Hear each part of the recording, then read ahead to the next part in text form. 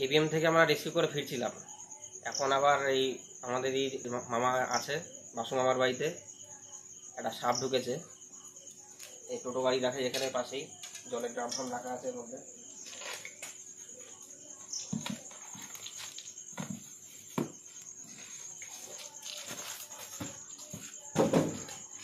বোতল সব পড়ে যাবে, এটা আম পড়ছে। ওদিকে বোতলটা একটু ধরতে পারে না, ভালো হতো। সব বোতলগুলো টান টান করে পড়ে যেতে পারে আমার। আচ্ছা, হ্যাঁ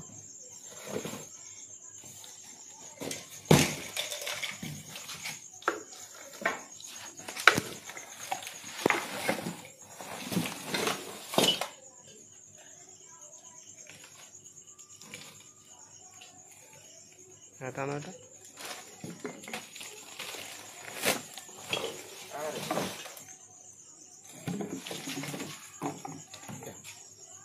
ঢুকে গেল, এতরে ঢুকে গেল।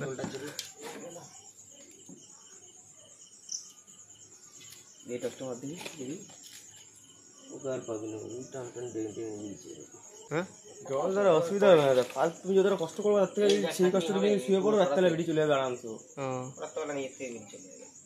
নিজে বেরিয়ে যাবে। হ্যাঁ, জল ধরা থাকবেই না এখানে, খালি তো ড্রেনে নামতেই হবে। তো তুমি এখান থেকে এত সরাবা, এটা হাট নিয়ে যাবে, রাত্রেবেলা এমনি উঠে বেরিয়ে চলে যাবে। রাখতে পারবে চন্দ্রপুরা বা বিষাক্ত সাপ তো, হ্যাঁ তাহলে বলতাম এক্ষুনি সরাও, তুমি এসব যা হবে দেখা যাবে। হ্যাঁ, জল ধরা সব পুরো দেখা হয়ে গেছে, কনফার্ম হয়ে গেছে। তো এখন হ্যাঁ চলে আসবে। ঠিক আছে, বের কর বের কর।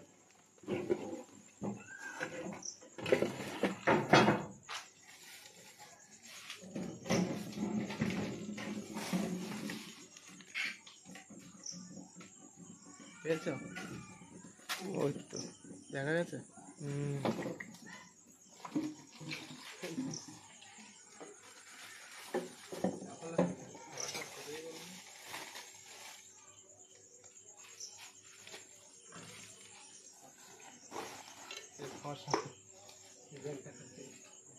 এটাকে নিয়ে যাবি নাকি?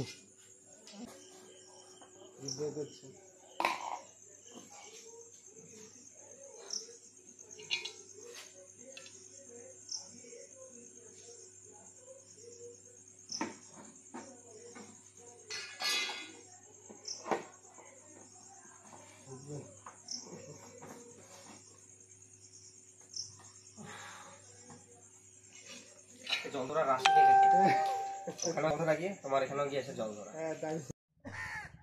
রাত্রেবেলা যে জল ধরা দুটো ধরা হয়েছিল, অত রাতে প্রায় বাড়ি আস্তে আস্তে অর্ধেক রাত হয়ে গেছে, তো রিলিজ করা সম্ভব হয়নি। এখন একটা জলাশয় জায়গা, এই যে জলাশয়টা দেখো, জল ধরা সাপ যেহেতু জলের আশেপাশে থাকতে পছন্দ করে, একটা জলাশয় দেখে এদেরকে রিলিজ করে দেওয়া হচ্ছে।